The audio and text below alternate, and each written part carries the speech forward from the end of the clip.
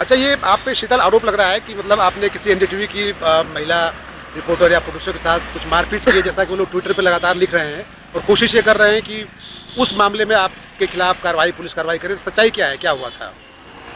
ऐसा कुछ खास तमाशा नहीं है जो वो बनाना चाह रही हैं। हुआ इतना ही था कि बरखा दत्ता ने हम लोगों को बुलवाया था। एक कोई बुजुर्ग से आदमी थे, उन्होंने, हम लोग चूँकि शुरू से जुड़े हुए थे, शुरू से काम कर रहे थे, तो उन्होंने कहा था कि हम लोग ये मतलब कैंपेन में अपना कॉलेज की तरफ से और व्यक्तिगत रूप से जो इंडिया अगेंस्ट करप्शन चल रहा था। अच्छा, इंडिया अगेंस्ट करप्शन। हाँ, तो हम लोगों से कहा गया था कि आप आओ यहाँ पे, जो प्रोग्राम चल रहा है उसमें से आप भी बयान दो, ग्रुप टाइप का जो होता है।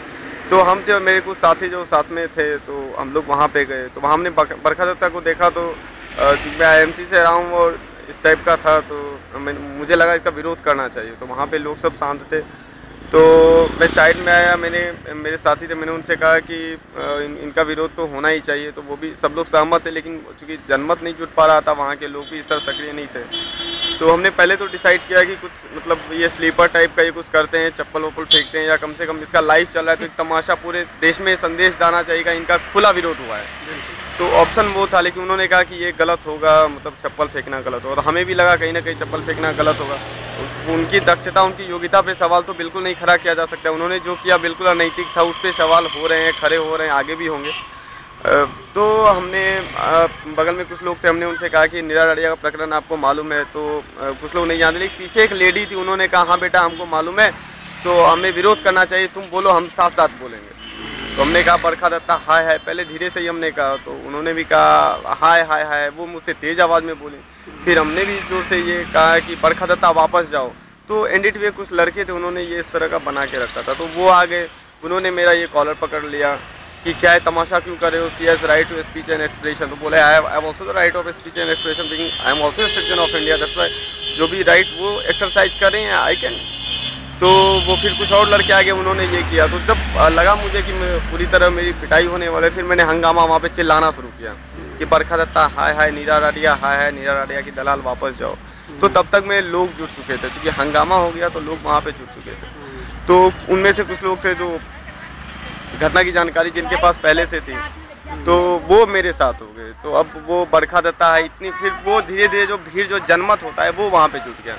तो फाइनली उन्हें तो पहले तो पूरा हाथापाई हुई, फिर उन्होंने बैरियर बना के रखा था कि इतने, ये एक तरह का बैरियर है, तो आप ये बैरियर में, मतलब आप बैरियर के अंदर नहीं जा सकते। तो फिर मैं ये बैरियर क्रॉस करना चाह रहा था, तो वो उन्होंने ये मेरा मतलब यहाँ पे पकड़ा, मेरी डायरी थी और डायरी, कुछ पैसे, कलम थे, वो वहीं पे गिर गए। लेकिन तब वो जो जन समर्थन होता है वो हमें मिल चुका था। तब तक बरखा दत्ता पीछे से भाग गई और वो जो कैमरा वैमरा सेटअप था, कैमरा वैमरा सेटअप बंद हो के वो निकल गए। तो काफ़ी देर के बाद फिर जब मैं वहाँ पे आया था, क्योंकि मेरी डायरी खो गई, तो डायरी में कुछ इंपॉर्टेंस थे, इंपॉर्टेंट कुछ फैक्ट्स है जो मैं फेसबुक पे डालते रहता हूँ। तो मैं फिर अकेले आया था डायरी खोजने, तो चारों बगल से पुलिस मुझे घेर ली। तो तब इस तरह का ट्रीट किया मानो कोई आतंकवादी हो, एकदम चारों बगल से। तो मैंने देखा चारों बगल से घिरा हुआ हूँ। फिर एक आदमी आया, वो वही एनडीटीवी का ही था, मैं तो पहचान ही गया। तो उसने मुझे पकड़ लिया, बोला पुलिस आपको, पुलिस तुमको वहाँ पे बुला रही है। मैं देखा तो पुलिस की वो वैन जो रहती है वहाँ पे लगी हुई थी। वहाँ पे गया तो वहाँ पे एक लड़की पहले से खड़ी थी, वो कह रही आपने मुझे इतनी ज़ोर से मारा। मैंने कहा मैंने आपको कमरा, मैं तो अभी आ रहा हूँ। तो नहीं, आपने मुझे इतनी ज़ोर से मारा, ये कुछ आरोप लगाए। तो वहाँ पे बहुत, हालांकि पुलिस के लोग थे, वहाँ पे लोग कम थे, लेकिन क्योंकि पुलिस जुटती है तो लोग स्वाभाविक रूप से लोग वहाँ पे आ जाते हैं। तो मैंने कहा मैंने तो आपको नहीं मारा। ये तो जो उनके साथ जो लड़के थे एनडीटीवी के, तो उन्होंने कहा कि तुमने मारा है, हमने भी देखा है। वो उधर से कह रहे हैं मैंने भी देखा है। तो हमने बोला आप लोग तो एनडीटीवी से हो, मैं तो आपको जानता हूँ, आपने इस तरह बदतमीजी की मेरे साथ। तो आप चूँकि एनडीटीवी से हो, मैंने बरखा को खदेड़ा है, इसलिए आप इस तरह ये करना चाह रहे हो, अटैक कर रहे हो आप मेरे ऊपर। तो वो कहीं नहीं, मुझे उससे कोई मतलब नहीं है, तुमने मुझे मारा है। हम बोले तो फाइल करिए कंप्लेंट फाइल कीजिए फिर। तो नहीं, आपने लड़की पे हाथ उठाए। हमने बोला लड़की पे हाथ उठाए, मेरा कैरेक्टर उतना नहीं गिरा है। तब मुझे कहने के लिए बाध्य होना पड़ा कि मेरे पास बहन भी है, मेरे पास गर्लफ्रेंड भी है। तो इस पर जो माहौल है वो थोड़ा सही हो गया। तब तक मैं, जब वो पुलिस ने मुझे जोर से पकड़ा, मैंने हल्ला मचाना फिर शुरू कर दिया कि बरखा दत्ता हाय है ये। तो लोग फिर जुट गए, क्योंकि पहले वहाँ वो घटनास्थल पहले भी बन चुका था। लोग आ गए, वो पीछे से भारत माता की जय, भारत माता की जय टाइप के नारे लगने लगे। तो फाइनली उन्होंने फिर पूछा कहाँ से, मैं बोल दिया institute of IIMC JNU campus, ये सब हो गया। तो जो लोग थे वहाँ पे वो सारे लोग जुट गए। उन्होंने जब हंगामा शुरू किया तो एक मेरे साथी थे वो आ गए, उनके कोऑपरेशन से मैं वहाँ छूट गया, अदरवाइज मैं बिल्कुल अभी अंदर होता, क्योंकि वो जो साथी थे उनकी पहचान भी अच्छी थी। तो उन्होंने उस लड़की से सीधा कहा कि आप क्या चाहती हो। मैंने भी उनसे पहले कहा था आप क्या चाहती हो, सॉरी बोलूँ, क्या लिख के दूँ, कि सॉरी लिख के दूँ मैं आपको, क्या मतलब कुछ तो चाहती हो ना, ये अंदर करवाऊँ, क्या चाहती क्या हो आप लोग। उन्होंने कुछ भी नहीं बोला, लेकिन इसलिए भी वो मुझे जहाँ तक लग रहा है, अगर मुझे सही लग रहा है तो उनका मोटिव सीधा था कि मुझे किसी भी तरह अंदर किया जाए या किसी भी तरह मुझे पकड़ के अंदर किया जाए, छेड़खानी का आरोप हो जाए, कोई भी आरोप हो जाए, मुझे अंदर कर दिया जाए। लेकिन वहाँ पे जो लोग थे, चूँकि वो लोग जानते थे और बरखा का ये हल्ला मच चुका था कि बरखा भाग गई है, तो सारे लोग आ गए। उन्होंने फिर से वहाँ पे भारत माता की जय, बरखा दत्ता है टाइप के जो भी नारे तो वो लगाने लगे। तो फाइनली उस लड़की ने इरिटेट होकर क्या इंग्लिश में उन्होंने क्या क्या बोला, तो फिर उन्होंने ये कहा कि अब जाओ, गो, इस टाइप का जो होता है इरिटेटिव फ्रस्ट्रेशन टाइप का होता है, तो गो। मैं निकल रहा था, फिर पुलिस ने मुझे पकड़ लिया।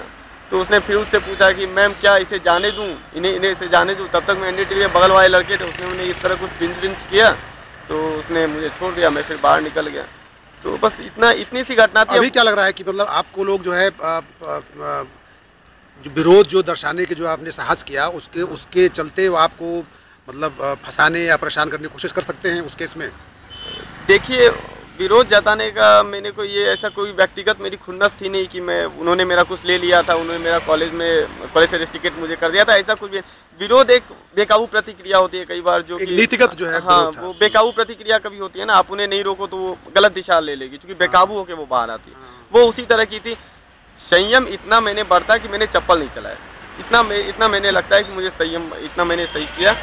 और बाकी अब बेकाबू प्रतिक्रिया वो लोग क्या कर सकते हैं, ये तो वही लोग बेहतर बता सकते हैं कि वो क्या कर सकते हैं, वो क्या करेंगे, केस करेंगे, ये करेंगे। लेकिन हाँ, अब मुझे लग रहा है कि चूँकि मेरे कॉलेज से समर्थन मिल रहा है, इंद्रप्रस्थ यूनिवर्सिटी के लड़कों ने कहा है कि हम तुम्हारे साथ हैं। मुझे कई फ़ोन कॉल्स आ चुके हैं, कोई बीजेपी के हैं, कोई इधर के हैं, कोई पॉलिटिकल पार्टीज़ के हैं, कोई ऑर्गेनाइजेशन के हैं। वो कह रहे हैं कि तुम एकदम डरो मत, हम तुम्हारे साथ हैं। तो मैं क्यों डरने लगा। अब वो जहाँ तक केस वेस की बात है तो केस वेस करें, कोई प्रॉब्लम नहीं है, आप करो। तो हम भी आम जनता अपाहिज बन के तो बैठी हुई नहीं। आप वहाँ पे तमाशा करोगे, देश को भेज दोगे, आप वहाँ सरकार बनाओगे, किसी मंत्री का ट्रांसफ़र करवा, आप इतनी बड़ी दलाली कर सकते हो। हम आपके खिलाफ नारेबाजी भी नहीं कर सकते हैं, ऐसा थोड़ी होता है। इंडिया है ये आप जहाँ से वो कोलंबिया से पढ़ के, कोलंबिया थोड़ी है, इंडिया है ये।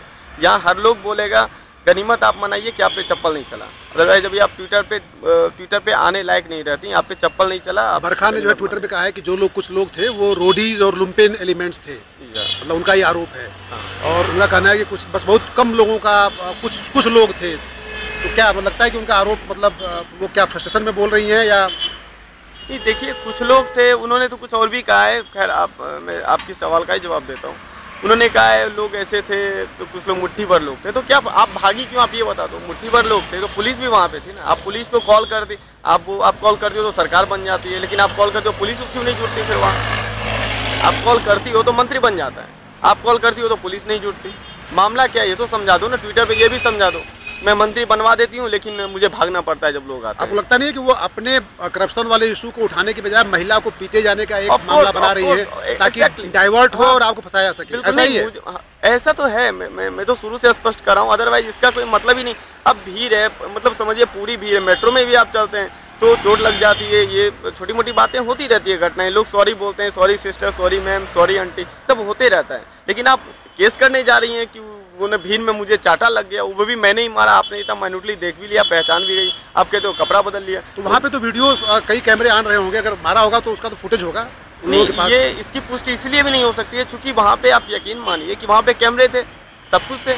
अब चूंकि बरखा के खिलाफ नारेबाजी शुरू हुई, हंगामा शुरू हुआ, वो भी 5 मिनट तक मैं था और एक लेडी थी, वो मैं उनका शुक्रगुजार रहूँगा कि उन्होंने मेरा साथ दिया।